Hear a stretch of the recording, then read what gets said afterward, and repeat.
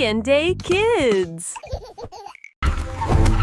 অনেক অনেক দিন আগের কথা, এক শান্ত সুন্দর জঙ্গলে হরিণ, বানর, হাতি আর ছোট ছোট খরগোশরা থাকত। সবার জীবন ছিল হাসি খুশি, সবাই খুব আনন্দে দিন কাটাতো। জঙ্গলে আজ উৎসব লেগেছে, হাসির ঢেউটা ছড়িয়ে গেছে।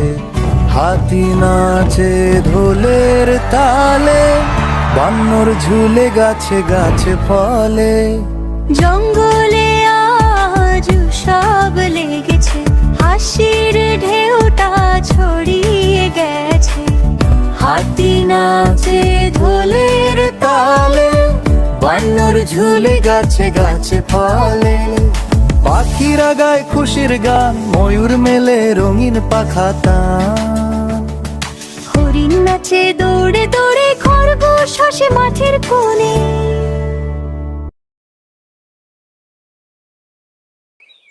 কিন্তু তাদের শান্তি টিকে থাকলো না বেশি দিন। হঠাৎই এলো এক ভয়ঙ্কর বাঘ। সে বলল সে হচ্ছে এ বনের রাজা। সে প্রতিদিন ইচ্ছে মতো বনের প্রাণীদের ধরে খেতে লাগলো। শান্ত সুন্দর জঙ্গলে নেমে এলো অশান্তি আর ভয়। এই অবস্থা দেখে সব পশু পাখিরা একত্রিত হয়ে একটা সভা ডাকল। হাতি বলল, চলো ওর সাথে একটা চুক্তি করি। সব পশুরা মিলে বাঘের কাছে আসলো।